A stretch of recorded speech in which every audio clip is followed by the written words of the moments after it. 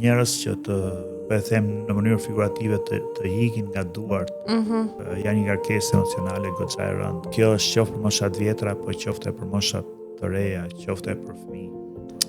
E frikshme, nuk e di çfarë zemre duhet keni juve mjekët që ta përballoni këtë. Dhe në një farë mënyre, do të thonë, ke një përmbysje emocionale. Më pushuan nga puna. Për këtë shkak, Më pushuan, si thua, e vuajt atë pjesë. Përshëndetje miq, mirë se erdhët në episodin e radhës. Jam në studio me mjekun Ilir Allkja. Profesor, të falenderoj shumë që e pranuat ftesën për të bashkuar me podcastin me Jonën. Faleminderit për ftesën, sa për sqarim nuk kam titull profesor.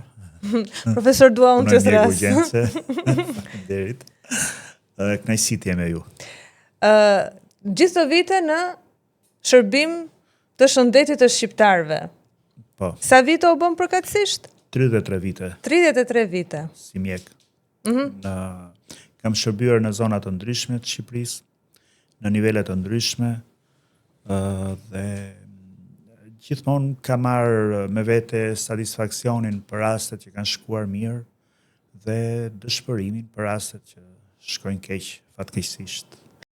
Nuk ja dalim dot me gjithçka. Gjithë të vite aty afër shqiptarëve duke u kujdesur për shëndetin e tyre. Si kemi ndryshuar, si ka ndryshuar qasja jonë si popull për të kujdesur për shëndetin? Unë di për shembull që neve vetëm kur jemi smur shkojmë te mjeku, nuk dim ndonjëherë të bëjmë check-up ose të kontrollohemi. Ka ndryshuar pak kjo kultura? Nuk është e njëjta gjë. Do të thonë ka njerëz që e kanë, si thua, të tepruar atë kujdesjen për vetveten, për shëndetin, që bëjnë shpesh e më shpesh, do të duke egzageruar kontrollet shëndetësore dhe laboratorike, ka tjerë që i bëjnë aq sa duhet, dhe ka tjerë që i neglizhojnë, i lejnë pasdore, derisa gjërat bëhen keq e më keq. Përgjithsisht janë të rinj që neglizhojnë problemet shëndetësore. Me që jemi aty tek vizitat aq sa duhet, sa herë në vit duhet shkojmë të vizitohemi, kontrollohemi ose të bëjmë analiza? Kjo varet nga grup moshat. Për fëmijët 0-1 vjeç do duhen një herë në 3 muaj. Për 1 deri në 14 vjeç, do të thonë duke u rrit, do të thonë është fjala vjen, deri grup moshat deri në 6 vjeç, 2 ose 1 herë në vit. 1 ose 2 herë në vit, kaq. Dhe deri në 14 vjeç do duhet 1 herë në vit. Ka një opinion që deri në moshën 30 vjeç nuk ka nevojë të shkosh tek mjeku, sepse dihet që shëndeti është në optimumin e vet, por janë zbuluar gjithmonë patologji të cilat ndërlikohen me kalimin e kohës kur mbeten të patrajtuara, të padiagnostikuara. Dhe prandaj është mirë që 1 herë në vit njeriu të bëjë një kontroll tek mjeku, dhe më mirë t'i bëj kot këta dhe dali të konfirmohet shëndeti mirë, se sa të jetë vonë pastaj kur të jetë vonë. Përgjithsisht kjo moshë neglizhon simptomat, duke besuar që janë të rinj, dhe realisht janë të rinj, por kanë një jetë aktive. Domethënë, sot të rinjt gjë e parë ushqen keq. Pash që kishe bërë edhe një artikull në lidhje me ushqimet e shpejta me fast foodin. Shkruaj shpesh. Mosha e re është kryesisht kjo që konsumon fast foodin. Dhe dëmet shfaqen në nivele të ndryshme. Do të thotë, dëmtohet trakti i tretës, stomaku, zorrot, dëmtohet zemra, ente gjakut, dëmtohet truri, të gjithë këto që konsumojnë ushqime të procesuara ose ultra procesuara, siç janë fast foodet, po e them me emër të përgjithshëm, po do të thotë që tek byrekët e rrugëve. Tek këto donera, hamburgera, suflaqe, gjithçka këto friturat, të gjitha. Atë vajin aty që pikërisht tek vaji, sepse këto jo vetëm fast foodi, por edhe restorantet përdorin ato që quhen yndyrnat hidrogenizuara ose yndyrna trans. Janë yndyrna që janë të ndryshuara. Ju futen molekula të tjera me qëllim që këto e para të jetojnë gjatë, që mos prishet, dhe e dyta të kenë aroma dhe të kenë shije. Të gjithë njerëzit për shembull ngacmohen nga këto kur kalojnë pranë direktorëve, fjala vjen ose ku e diun qofteve që piqen e të gjëra. Është një industri e tërë që punon për të. Dhe në fakt e tëra kjo industri është kundër shëndetit. Kundër shëndetit. Po pse i shpikën këto, profesor? Ka ndonjë plan? Është komerc. Jo, është komerci, është thjesht tregtia që janë, thash, është një industri e tërë e angazhuar. Që punon. Është industria ushqimore, të cilat kanë staf e inxhinierësh që përpiqen të punojnë për shijet, për aromat, për varësinë. Njerëzit krijojnë dhe varësi kashi këtyre produkteve. Po. Dhe përveç kësaj, domethënë jemi ke grup mosha e re, domethënë që janë 18 deri në 30 vjeç, 35 vjeç, i 35 vjeçar quhet i ri. Po, sipas një studimi të fundit ashtu ishte, adoleshent, tha. E para konsumojnë ushqime të papërshtatshme, që i riskon për sëmundje. Së dyti, vishe në mënyrë të papërshtatshme. Domethënë, unë shpesh kur vizitoj djeme ose vajza të reja, tashin dimër që i shoh që i vishen shumë hollë. Ju flas gjithmonë. Bukuria vërtet është tek shëndeti. Do të jesh i shëndetshëm. Po për shembull, nëse një vajzë supozojmë vishet holl ose nxjerr barkun, se ka një piercing aty normalisht duhet ta reklamoj, ç'a problemi ka? Do vetëm se ftohet. Ç'a dëmi shëndetësor i Pikërisht. Sepse domethënë në momentin që ne ekspozohemi kashi agjentëve natyror, forcat tona vihen në sforcim, në efort dhe ndodh që dhe humbim. Se nuk është që ne mund ta fitojmë çdo betejë me natyrën. Ndodh që dhe humbim. Dhe prandaj njeriu modifikohet në sjellje, në ushqim, në veshje, në gjithçka. Dhe nëse shtojmë dhe diçka tjetër, që kjo grup mosh është grup mosha më aktive seksualisht, atëherë është prap një sjellje që ekspozon kashi sëmundjeve të tjera, që janë infektive, që mund t'i bezdisin për gjithë jetën, nëse nuk trajtohen siç duhet në fillim, ose mund të kenë pasoja të rënda siç janë do të thonë infertiliteti. Është qartë. Ndalemi pak tek antibiotikët. Kur duhet që neve të përdorim antibiotika? Kemi një tepri të dhënë, se unë për shembull di, jashtë nuk e japin antibiotikun pa recetë, ndërsa neve këtu e blejmë në farmaci. Janë dy faktorë që ndikojnë te kjo. Faktori i parë është që vetë pacientët janë të kënaqur kur marrin një reagim të shpejtë. Dhe shpeshherë mjekët, për të patur një emër të mirë me pacientët, japin barna të cilat, si thua, veprojnë më shpejt dhe kanë një përgjigje më të shpejtë. Sepse e kam dëgjuar shpesh që mora barnat ke doktori Liri dhe u rregullova shumë shpejt. Kurse kur i mora ke doktor X për shembull, ai nuk më dha ilaçe ose më dha thjesht një suport, një suplement, një gjë të tillë, por mu desh prap të shkoja ke doktori Liri, më dha ai 1-2 antibiotik. Edhe u ngreta në këmbë për 2 ditë, po, se kështu e kemi ne. Dhe këtu megjithatë fajesh i mjekëve këtu, të cilët sepse duhet do e mos përveç vizitës, detyra e mjekut, misioni i mjekut është që ta sqaroj pacientin. Ta sqaroj si për gjendjen aktuale, për trajtimin dhe për pritshmërinë, do të thonë për ecurinë gjatë trajtimit dhe pas trajtimit, në mënyrë që pacientit bëhet i durueshëm dhe pak a shumë ta di këtë gjë. Çdo gjë do kohën e vet. Një faktor tjetër janë edhe firmat farmaceutike.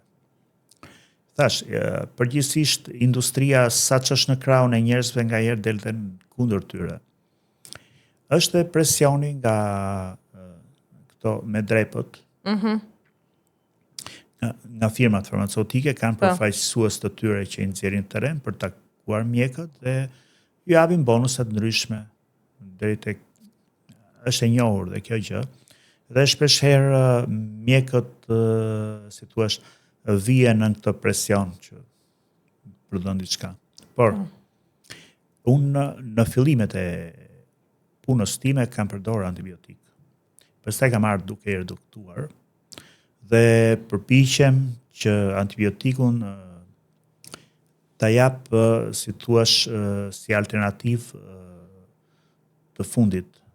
Kur është e kopsitur me ekzaminime dhe me tjetër që do e mos duhet, atëherë duhet dhënë. Antibiotiku ka edhe një emër të rëndë, do të papërshtatshëm, që te kjo duhet do e mos të tregojmë të rezervuar. Domthon anti do të thotë kundër bios jetë, domthon është kundër jetës. Në fakt, është kundër jetës mikrobike, por nuk është një qenie konsciente që vepron ka dhe pasoja, vepron, është një kimikat që ne marrim trup, ai vret qelizat bakteriale, po vret edhe qelizat e mira tonat. Plus që shkakton edhe myk me sa di. Rëndon stomakun, rëndon mëlçin, rëndon veshkat sepse andej do eliminohet dhe jep dëmtime në zor që hyn tek disbakterioza, do të thonë vret gjithë ato bakteret e mira që gjenden në zor. Tek femrat vret edhe florën bakteriale të shëndetshme që gjendet në rrugët gjenitale, e cila pasohet pastaj me probleme, me sekuenca të cilat duan kujdes ekstra, e me radhë. Okej, sistemi shëndetësor në vend. Ka emergjenca, ka nevojë për përmirësim? Ne kemi trashëguar një sistem shëndetësor të centralizuar që ishte kopjuar nga Rusia. Në vitin 90 Shqipëria filloi të hapej dhe ky sistem që ishte atavik, anemik, do të thënë as pak eficient, filloi të shartohet, ti qepen xhepa nga sistemet perëndimore. Në 94-ën u bë koncepti i sigurimeve shëndetësore, i cili vazhdon deri sot. Por ka probleme. Me që përmenda sigurimet shoqërore, ne të gjithë kontribojmë. Unë për vete paguaj goxha sigurime. Dhe në rastet kur unë jam sëmur, unë nuk kam marrë asgjë mbrapsh. Sepse sigurimet, koncepti i sigurimeve është që ti paguan në mënyrë të rregullt çdo muaj dhe në një moment që ti ke nevojë për këtë për shërbime shëndetësore, ti merr mbrapsh faturën që ke për të paguar. Dhe përveç kësaj duhet të jesh dhe i lirë që të zgjedhësh. Do me thënë, Evropa e ka zgjedhur këtë, fjala vjen, nëse unë do operohem, do të heq fjala vjen apandesitin. Dhe nuk dua ta bëj në shtet, pasi nuk, nuk kam besim ose kam si thua më shumë besim tek filan doktor në privat. Unë duhet të jem i lirë. Po pse nuk është kjo? Nuk mund ta zgjedhim dot? Ne e zgjedhim, po e zgjedhim duke paguar nga xhepi. Ndërkohë që duhet jetë ndryshe. Domethënë, këtu spari nuk ka as standardizim dhe as kostifikim të shërbimeve. Me që jemi ke apandesiti, fjala vjen një kostoja e një operacioni, domethënë, siç është apandesiti, është le të themi 300 euro. Dhe unë në rast të nevoje duhet që këto 300 euro ti marr dhe unë shkoj e operoj diku ku operacioni bën fjala vjen 500 euro dhe vetë 200 euro nga xhepi dhe jam i lirë. Por unë ka vetëm një zgjidhje, domethënë që të shkoj në shtet. Është shumë të kufizuar, po. Domethënë nuk është liria e zgjedhjes dhe nuk është ajo, domethënë marrja mbrapsh, feedbacku. Unë paguaj rregullisht dhe kur unë kam nevojë nuk marr si thua, do të marr kundra vlerën asaj që paguaj. Po këtu ne i paguajmë kot ato sigurimet shëndetësore. Nuk marrim, nuk është se ne i paguajmë. Se për çfarë i paguam nuk e di, domethënë. Janë dy parime. E para është që ne të marrim mbrapsh shërbimet falas. Si rregull, po. Po, si rregull. Dhe e dyta është solidariteti. Domethënë që unë fjala vjen këtë vit nuk kam pas nevojë për shërbime shëndetësore dhe i merr dikush tjetër që kishte nevojë. Po tani asnjëri nuk ka gjë. Por në rast nevoje unë duhet marr, unë duhet rimbursohem, unë duhet marr mbrapsh paratë e mia, jo paratë e shtetit. Domethënë sepse ka një koncept, domethënë që shteti ka bërë spitalin ose po paguan mjekët ose kështu. Po i paguam me paratë që paguajmë ne. Po i paguan me paratë tona. Domethënë nëse lyhet muri i qendrës shëndetësore, shkojnë ministria, ku e di unë, zëvendësministria, shkojnë gjithë televizionet dhe i bëjnë hosanat, domethënë që ja se çu bë. Realisht nuk është bërë asgjë sepse ne paguajmë që atje në qendrën shëndetësore të ketë mjek, ne paguajmë që në urgjencë të ketë mjek, ne paguajmë që ambulancat na vijë ke shtëpia, vi nga paratë tona. Nuk është se ministria hap çantën e saj dhe mbush lekët nga xhepi, po. I paguajmë ne. Po prapë nuk marrim asgjë. Për të marrë shërbime dhe këto shërbime duhet merren në mënyrë dinjitoze, edhe për atë që s'paguan. Por, për atë që paguan, duhet merren patjetër në mënyrë dinjitoze. Duhet merren të standardizuara. Jo siç i kemi tani, domethënë që është kryekput një lëmsh i madh. Domethënë qoftë në dhënien e këtij shërbimi nga strukturat, ashtu edhe në aksesin e popullatës ka këtij shërbimit. Doktor, nuk e di nëse duhet të pyes, po edhe mund ta presim këtë pyetjen. Ju keni folur njëherë për këtë lëmshin e madh? Unë kam folur dhe nuk është se jam penduar. Thënë, ishte periudha e COVID-19.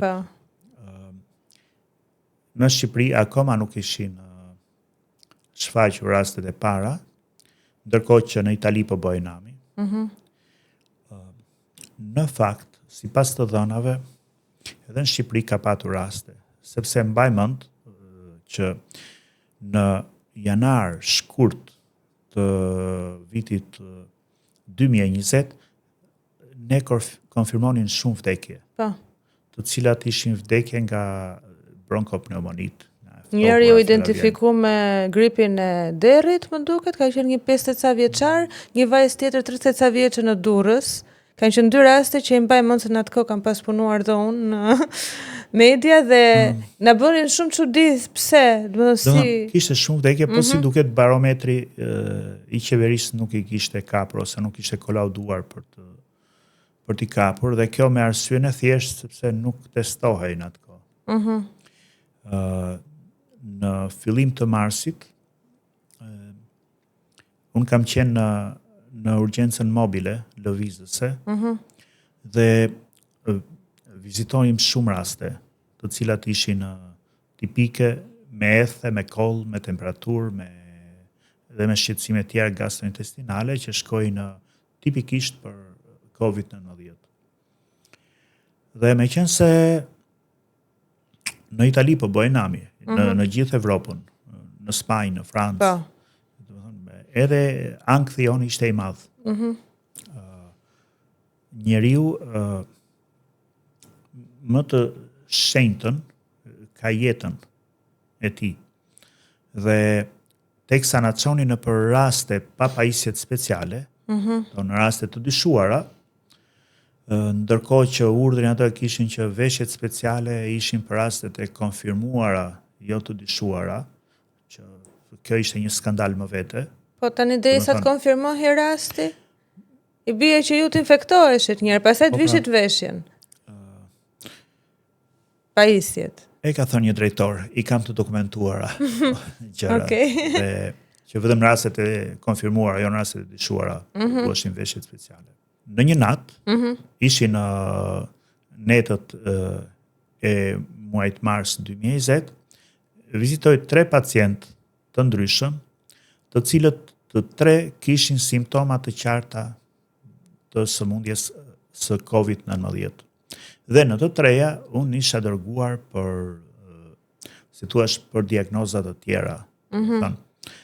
Personi ishte me temperaturë të lartë.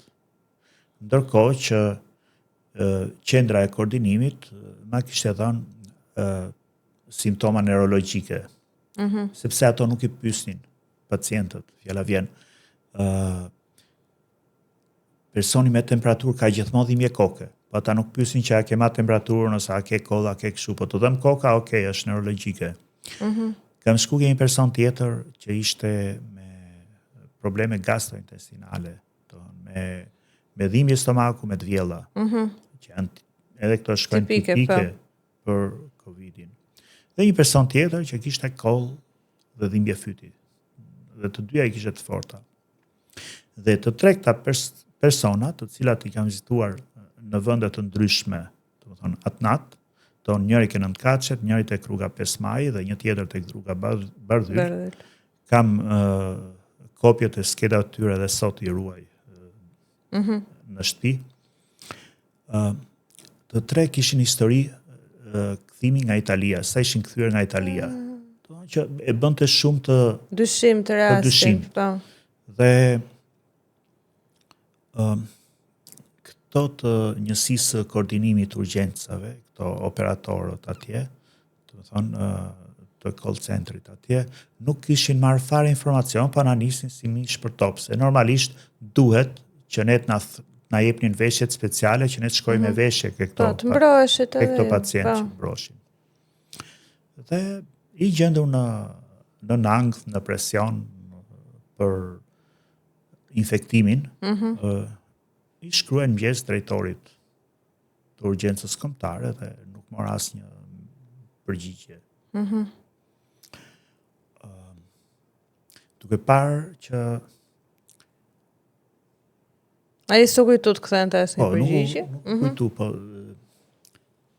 u ktheva në shtëpi, ose isha turnate, u përpoqja të flej, nuk po flia dot, dhe duke parë që gjendja ishte disi e vështirë edhe për kolegët e mi, nga diskutimet që kishim, vendosa të bëja një video mesazh të shkurtër, që është rreth 1 minutë e gjysmë, 1 minutë e 20 sekonda, që e dërgova në rrjetin tim në Facebook. Ai video mesazh është sot në YouTube, dhe jam krenar për të, sepse s'kam shkruajt asgjë politike. Aty kam shkruajt se si të bashkohemi dhe të ndërveprojmë me njëri tjetrin, që ta menaxhojmë sa mirë situatën, që mos na dali nga duart. Ishte shumë njerëzore mbi të gjitha, nuk sepse infektimi jo se jeta e mjekëve dhe infermierëve është më e rëndësishme se jeta e popullatës tjetër. Por në qoftë se infektohen këto, kush do të shërbejë njerëzve? Kështu që duhet kujdeseshim. Edhe mbyllja me atë, që të bëhemi bashkë të gjithë.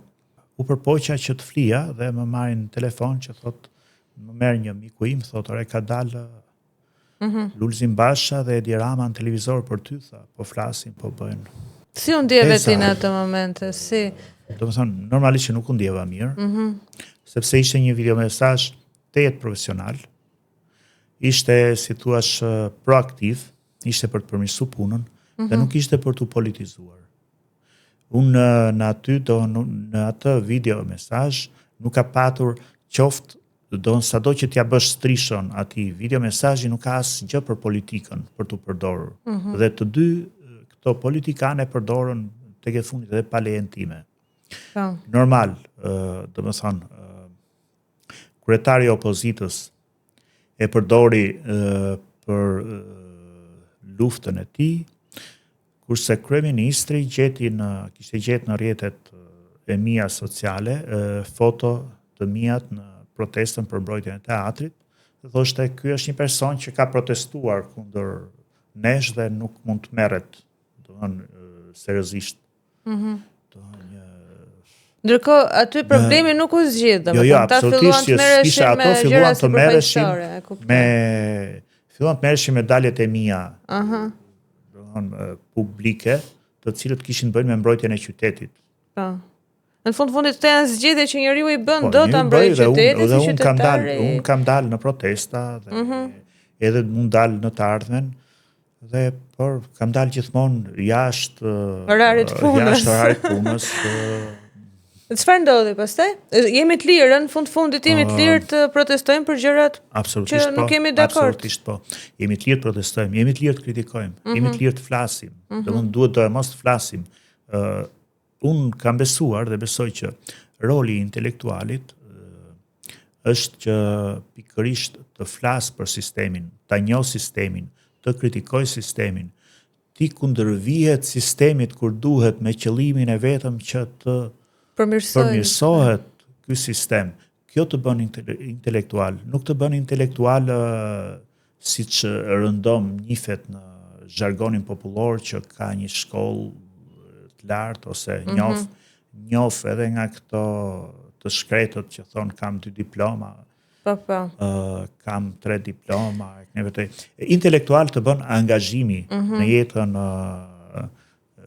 sociale dhe angazhimi proaktiv që jeta e popullatës, jeta e njerëzve që të jeton e komunitetit të bëhet më e mirë. Unë çfarë kam kërkuar në të gjitha daljet e mia televizive në atë kohë, shqetësimi im ka qenë që të shpëtohen sa më shumë jetë shqiptarësh. Kjo ka qenë. Dhe kjo nuk ishte të bënte as pak me panikun, që për cilën u përpoqen që të qepnin kostume se përhapja panik, se ku e diun mbushja Dynjan Merrena, ka thonë kryeministri, që të cilat gënjeshtrat i thonë të tjerë, dhe nëse thua të vërtetën, pikërisht të kryqëzojnë sepse the të vërtetën. Dhe madje më akuzuan për shkelje etike. Dhe këtë, do të thonë që unë jam përpjekur, duke qenë se punoj në një profesion që jam pranë njerëzve. Jam përpjekur gjithmonë që shërbimin tim ta jap me përullësi, me empati, dhe sepse e thash dhe në fillim që shpeshherë kur kthehemi në shtëpi, kthehemi me vuajtjen e personit që nuk e trajtuam dot siç duhet, ose që na iku nga duart. Të ndalemi pastaj tek këto raste specifike. Çfarë ndodhi pastaj? Dhe do të thonë, kur të akuzojnë për mungesë etike njerëz që kanë bërë veprat më të turpshme në publik, kjo është ç'është, do të thonë, por më duhej që ta merrem me të qeshme, sepse tek e fundit ka shumë rëndësi se kush ta akuzon. Po. Ç'a ndodhi pastaj? Ti sot nuk punon më në urgjencën e... Mua më pushuan nga puna. Për këtë shkak, Më pushuan dhe unë si thuash e vuajt atë pjesë. Gjitha të vite kontribut. E vuajt atë pjesë sepse kisha shtëpi me kredi, kisha probleme ekonomike, sepse një rrogë në shtet është thjesht një rrogë për të mbajtë, si thosh, ato gjërat bazike fare, dhe në moment që ikën ajo rroga mbetesh pa asgjë fare. Shqyr dyert për mjekët u hapën në gjithë botën për shkak të kësaj pandemisë. Punova dhe bëra njëstimin e diplomës në Regio Lombardia. Kërkova dhe ashtë disa intervista pune, dhe në momentin që u bëra gati të ikja, që mora nula osa, isha gati të shpërngulesha, mora një ofertë nga një spital privat këtu në Shqipëri, e gjykova dhe vendosa të ri këtu. Dhe është një nga më të mirët, në fakt. Faleminderit. Jo, e di se e kam edhe nga përvoja, po flasim për Salusin. Faleminderit. Ta themi se, jo, në fakt është një nga më të mirë me mjek shumë të mirë, e kam nga përvoja personale.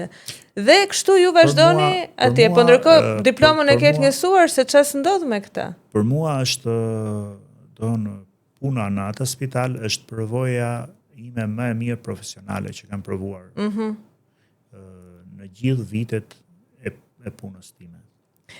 Jam krenar. Shiko, disa gjëra ndodhin dhe jo pa shkak, kanë një gjë të mirë. Mbrapa, kështu që por gjithsesi se më ngacmua t'ju. Sot shqyr thash që rrugët janë të hapura dhe normalisht nuk është se kam ndonjë frikë, domethënë që me det do më vjen pas do më heqen dhe nga punë që kam domethënë. Do të jetoj. Ka plot mundësi tjera jashtë Shqipërisë. Dhe ndoshta dhe më të mira se këtu. Dhe prandaj mjekët e rinj ikin, se kam një ndër pyetje këtu. Pse ikin mjekët e rinj, doktor? Se u ngritë një protestë, do t'i mbanin këtu 5 vite, pastaj 3. Do të thënë, ç'është kjo lojë me mjekët? Mjekët ikin për arsye të pasigurisë. Këtu pasiguria është shumë dimensionale. Është pasiguria për jetën tënde. Nëse jetojmë në një qytet ku gjojmë hera herës për atentate të frikshme, normal për shembull që ke frikë sepse një plumqor mund të të kapi dhe ty. Po, ka ndodhur. Në Shqipëri mjekët janë rrahur shpeshherë në mënyrën më barbare. Dhe kjo prap hyn tek pasiguria. Në Shqipëri mjekët janë arrestuar si kriminal. Me pranga, me maska, me policë të ndërhyrjes shpejt, thua që ishte një dhe janë arrestuar mjek për 100 euro. Ndërkohë që ka një standard shumë të poshtër, që ai akuzojnë mjekun se i kam dhënë 100 euro dhe arrestohet në mënyrën më të poshtër para kamera, para kështu. Dhe akuzohen politikanat që kanë vjedhur qindra miliona euro dhe nuk ju preket as një qime qerpiku, fjala vjen. As një qerpik. Po, e për më tepër, standard i keq. Se neve jemi dëshmitar, kemi jetuar këtu, mjeku nuk na i vodhin ndonjëherë lekët nga xhepi. Ne ja dha mjekut. Po ai që jep, nuk quhet nuk duhet të ai të marrë prangat. Absolutisht po. Po atëherë, jemi tek pse ikin mjekët. Pasiguria për jetën, pasiguria për profesionin, pasiguria për karrierën. Tashmë në Shqipëri është vendosur një standard shumë i zi. Domethënë, nëse jemi partinë, të hapen dyert. Dhe ne shohim që në pikat kyçe të drejtimit të jetës sociale, ekonomike, politike të Shqipërisë janë persona analfabet. Janë persona që nuk din as lexojnë. Janë deputet që dhe kur japin ato fjalimin që ja kanë shkruar, domethënë nuk di ta lexojnë. Po varet se ja kanë shkruar. Jo më të kompozojnë. Janë drejtor për faqe zezë që nuk din të artikulojnë përveç se t'u shtrëgojnë dhëmbët punonjësve. Pozicioni i drejtorit, drejtor nuk emërohet i tillë që të kujdeset për varësit. Që varësit të punojnë mirë, të kenë jetë të mirë dhe të kenë kushte të mira në ambientin e punës dhe mundësisht dhe jashtë punës. Prandaj je drejtor që ti të kujdesesh që ata të punojnë siç duhet. Që institucioni të jetë sipas pritshmërive, po. Tek ne, identiteti i drejtorit është një njeri fodull, një njeri mendje madh, një njeri agresiv, me fjalor rrugaçi, dhe është i gatshëm të linçojë në mënyrën më të keqe nëse nuk bën be pas ti. Kjo është skandaloze. Do me thënë, si mundet që një i ri që mbaron fakultetin e mjekësisë dhe ka shanset të punoj për krah mjekëve francez, italian, gjerman, ku e di unë, dhe të jetojë të punoj me dinjitet, të ri këtu dhe të durojnë të tillë mizerje rreth qark tyre. Dënglat e drejtorit, që mos ta themi ashtu, atë fjalën tjetër. Kjo është ajo arsye. Kjo është arsyeja bazë. Është pasiguria që i shtyn njerëzit të ikin, të lënë këtë vend. Sepse dhe kjo është shumë dimensionale. Është shumë dimensionale. Mua më bën çudi, doktor, që intelektualët që duhet bërtasin edhe të thonë të vërtetat që ky vend të përmirësohet, kanë zgjedhur dy rrugë. Ose të ikin, ose të heshtin. Unë e thash, intelektual nuk të bën pasja një diplome. Intelektual të bën kontributi që ti jep në komunitetin ku jeton, që ky komunitet të bëhet ndryshe, do të përmirësohet, do në kontributi proaktiv në përmirësim të jetës së komunitetit ku ti bën pjesë. Nëse do kthehesh sërish në kohë, kthehemi prapë në vitin 2020, do e bëje përsëri po të njëjtën kritik? Po, do ta bëja, ndoshta do isha më energjik. Patjetër që do ta bëja, nuk jam penduar ndonjëherë sepse s'kam bërë asnjë akt që bie ndesh me profesionin, s'kam bërë asnjë akt që bie ndesh me qytetarinë, s'kam bërë asnjë akt që bie ndesh me familjen, sepse të tillë persona që bëjnë akte që bie ndesh me qytetarinë, me profesionin, me familjen, sot i ke në pozicione kyçe në shtet. Dhe unë nuk mund bashkëjetoja në atë kope. Jam i lumtur që nuk kam bëj me ta. Mirë, faleminderit shumë për përgjigjen e sinqertë. Unë e dija shumë mirë përgjigjen se e kuptova, po doja që edhe ta thoje. Në rrjetet sociale, ndalemi pak tek ky informacioni tjetër. Neve japim informacione, ke parasysh kur më dhëm këtu ose çon një foto, më ka dalë kjo shenja, edhe 1000 persona të tjerë kalojnë aty e thonë po bëj këtë, jo po lyje me këtë kremin. Deve fillojmë edhe bëhemi mjek, po pa e ditur se sa rrezik mund t'i shkaktojmë atij tjetrit. Domethënë e kam hasur shpesh herë këtë në rrjetet sociale. Dhe sa rrezikshme është kjo? Kjo është dhe do t'jetë pasi njerëzit besojnë që në këtë mënyrë marrin një shërbim më të shpejt, marrin një shërbim falas dhe nuk e mendojnë tjetrën që mund të rrezikojnë, domethënë mund të rrezikojnë sepse mund të jetë një gjë serioze dhe mjekohet gabim dhe përfundimi është keq, ose mund mos jetë asgjë për të shqetësuar dhe marrin informacione kështu kot. Gabuara. Vizita tek mjeku, vizita objektive tek mjeku, sepse ajo ashtu në rrjetet sociale nuk quhet subjektive, është totalisht subjektive. Vizita objektive tek mjeku është e pazëvendësueshme dhe nuk mund të zëvendësohet as me ChatGPT, as me video telefonata dhe me asgjë tjetër. Kam kërkuar një natë, ishte natë dhe më kishte dalë një puçër, kështu te dora dhe fillova të kërkoja, diça dole e puçra deri nga mesnata, mund ta kesh dhe kancer tha ajo. Nuk kam fjet gjithë natën nga frika se vetëm çdo rrugë të çon në kancer nga Google-i. Në momentin që të shkoje tek specialisti, do të qetësonte. Jo, nuk ishte asgjë se diamore ishte. Ngarkesa emocionale. Besoj që profesioni juaj ka shumë ngarkesë emocionale. Ke ndonjë rast për shembull ta ndash jo me emra dhe me kështu, po thjesht diçka që të ka lënë gjurmë në kujtesën tënde, që ke dëshirë ta ndash me publikun tonë? Unë kam punuar shumë vite mjek familje dhe shumë vite mjek në urgjencë. Dhe si thua, ma kam bërë të tjerë këtë pyetje, dhe çastet, do të thonë,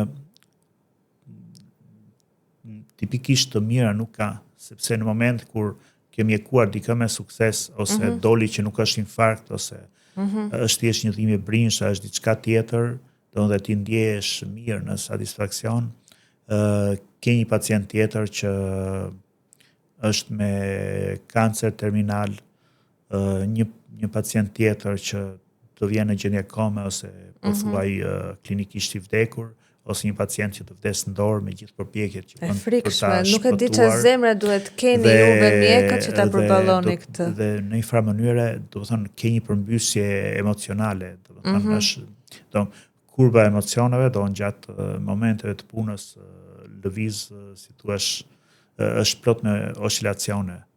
Dhe nuk mund dash momente tipikisht të mira, sepse përmbysen nga ato që janë të rënda, por gjithsesi njerëz që të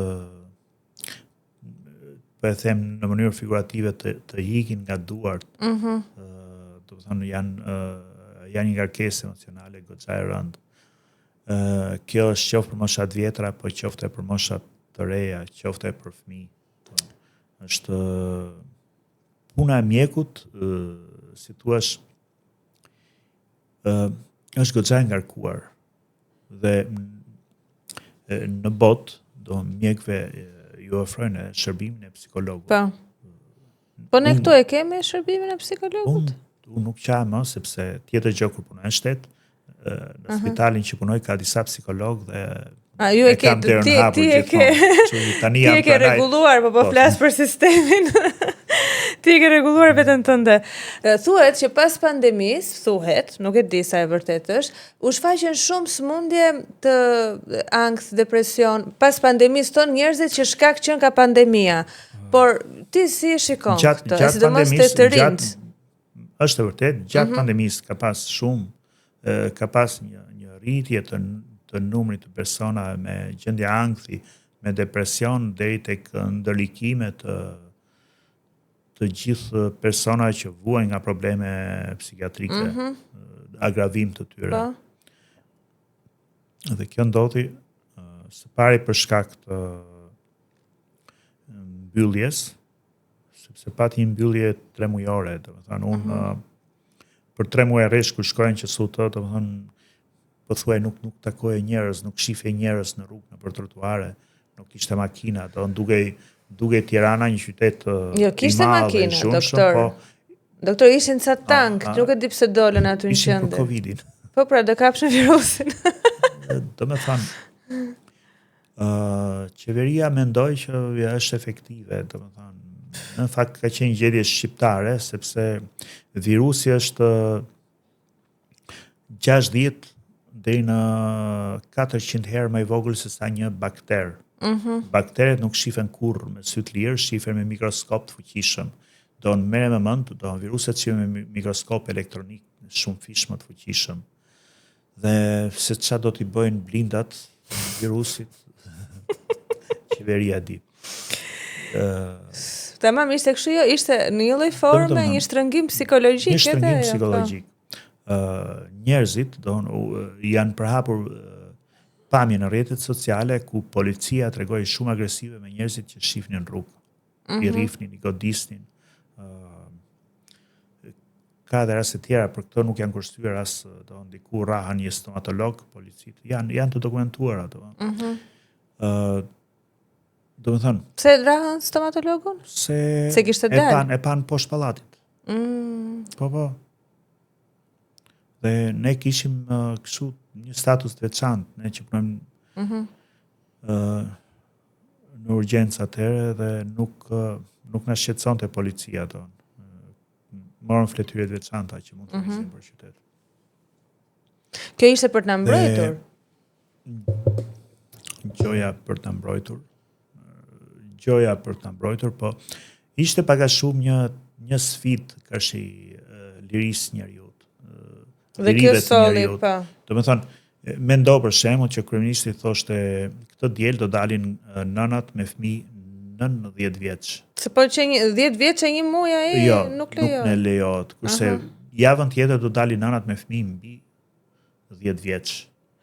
Ose bashkëshortët kur dalin në makinë duhet të rinë diagonal, do të thonë bashortja që çifti që rri gjithë natën i përqafuar, në makinë duhet të rinë njëri në i cep makinës, tjetri në cepin tjetër mbrapa. Ose një nga këto ministrat, mendje ndritur, tha që nuk duhet të rinë në ambientin me muzikë sepse valët e muzikës përhapin virusin. Dikush tjetër thoshte që një zëvendës ministre që nëse shëtisim parqeve kemi shumë mundësi që të marrim virus. Që parqet janë, si thosh, vendet më të shëndetshme për të vizituar. Thonë budalliqe të tilla, e sigurt që ata nuk është se i besonin këto budalliqe që flisin. Por thjesht për të sfiduar mendjet e njerëzve, për t'i nënshtruar. Edhe këto lloj gjëra që na duken për qeshur sot, në fakt ndikuan psikologjinë tonë dhe filluan pastaj të rinjt me probleme, sidomos të rinjt, se pati edhe në moshat më të mëdha. Me para, e dyta. Nga ana neurologjike. Një pjesë virusesh shkojnë dhe fiksohen në qafën e neuronit. Neuroni është qeliza nervore që ka formë ylli, ka një përthamë dhe ka bishtin që shkon në mbaresat nervore. Dhe në atë qafën, një pjesë viruses shkojnë pikërisht fiksohen aty. Dhe duke u fiksuar aty, këta frenojnë ose nxisin përçimin e sinjaleve nervore. Duke sjell pikërisht në ndryshime, në alterime të sjelljes, do të thonë njerëz që janë gjithmonë më të përgjumur, kam takuar njerëz që kthehen në rigid, që nuk pranojnë fjallavjen të çohen, të ulen, dhe në njerëz që kanë agresivitet të shtuar. Janë shtuar shumë, janë ndeshur të gjitha. I thonë këto i kemi dhurat nga COVID-19. Që ta qartësojmë. Nuk mund ta injorojmë që themi që kjo pandemi kaloi pa pasoja, sepse pasojat kanë qenë nga më tragjiket deri tek më të lehtat. Për shembull, vaksinat, doktor, i keni bërë ju? Se duheshin bërë. Atëherë, ka qenë një komplot, si thua, ndërkombëtar, besoj unë. Unë këtu në Shqipëri nuk isha pse ta bëja, por sepse isha pa punë. Normal që kolegët e mi që punonin ishin detyruar të bënin. Ti shpëtove? Një lloj forme shpëtove? Isha në Milano, në një colloquio di lavoro, në intervistë pune. Dhe me mask, erdhi drejtori sanitar, unë kisha dosje me dokumentat për kthyer në italisht, gjitha do të thonë. Dhe pyetjen parë që më bëri, tha, je vaksinuar? I thash unë jo. Unë ngrit, tha, nuk mund të vazhdojmë bisedën bashkë. U çova sepse s'kishte rrugë tjetër, sepse drejtori sanitar i strukturës ku unë shkova të konkuroja, ma preu shkurt fare, i mërzitur. Pas një jave pata një tjetër colloquio di lavoro, e njëjta gjë. Dhe aty u dorëzova që mora dozën e parë. Cilën vaksin bërë? Pfizer. Ajo mbaj krusi më e mirë. Po e bërë në Itali? Por në momentin që unë mora dozën e vaksinës, kam përjetu një smundje tmerrsisht të keqe për 2 javë rresht. Dozën e parë? Të tjerë, këtë nuk e, si thua, nuk e kam përjetuar të gjithë në të njëjtën gjë. Po pse? Më thonë, ç'a ndodhi? Pasi bëre vaksinën, sepse pikërisht sepse efektet anësore të tyre nuk njiheshin. Dhe nuk njiheshin gjitha. Një kolegu im italian që punonte në Livorno psoi direkt infarkt. Dhe pas infarktit shumë çrregullime të tjera. Dhe ai nuk e bëri më dozën e dytë, e hoqën nga puna. Prandaj them që ka qenë një komplot ndërkombëtar. Edhe atë hoqën nga E puna. hoqën nga puna. Sepse ai nuk pranoi ta bënte dhe ai ishte, domethënë, njëri dinjitos për mua, se tha unë midis shëndetit dhe punës, zgjedh shëndetin.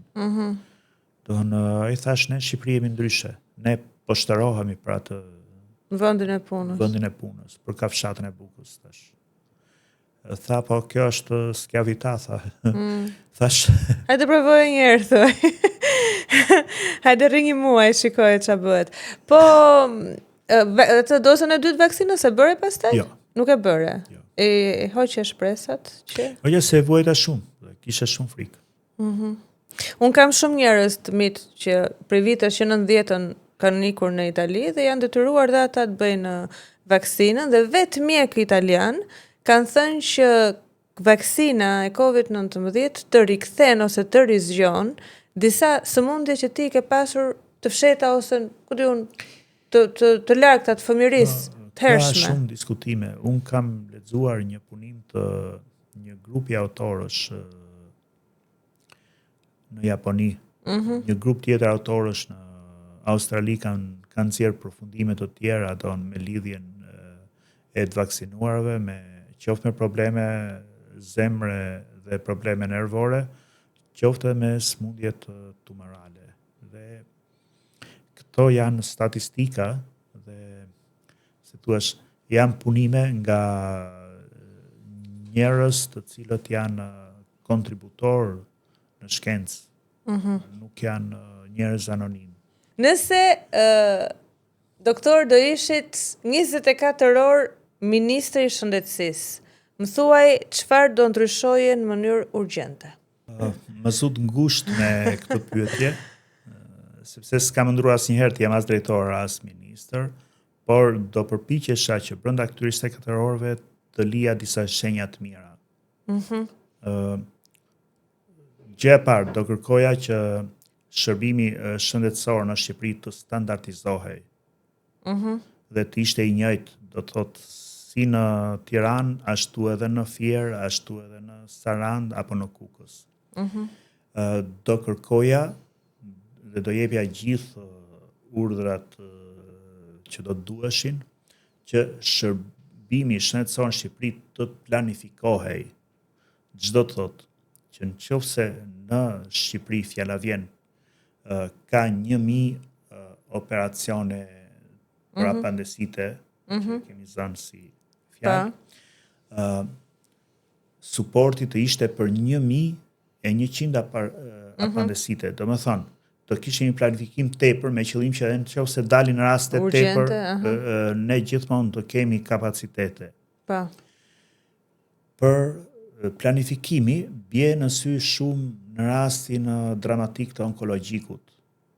Në onkologjik nuk ka barna, nuk ka pajisje. Dhe kjo është pikërisht për shkak të planifikimit të ulët që bëhet nga qeveria.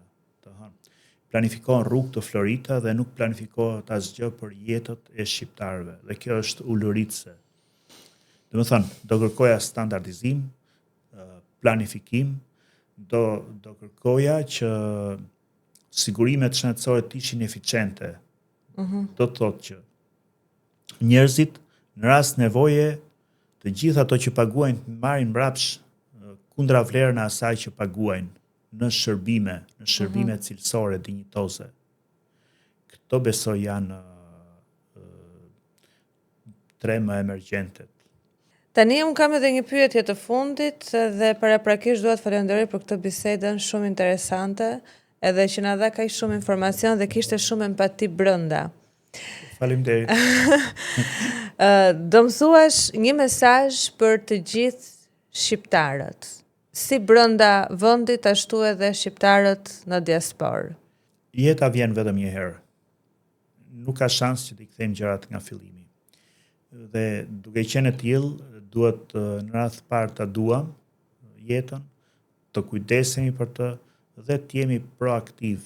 Do të thënë, të jemi gjithmonë të gatshëm, të kërkojmë për veten tonë, për familjen tonë, për fëmijët tonë, për baballarët tonë, të kërkojmë më të mirën. Jo të ulim kokën të heqim dorë nga shprehjet ç'më duat mua, nuk e kam unë. Domethënë, nëse sot dikush po vuan në korridorin e onkologjikut ose në një korridor tjetër të spitalit të shtetit ose në spitalin privat se s'ka mundësi të paguaj faturat, nesër mund të jem unë, mund të jesh ti, mund të jetë kush tjetër. Prandaj duhet të jemi proaktiv në lidhje me çështjet e shëndetit dhe të jetës. Shumë faleminderit për këtë bisedë. Faleminderit ju për ftesën. Ishte kënaqësi. Ju uroj dhe ju suksese në këtë risi që keni marrë. Faleminderit.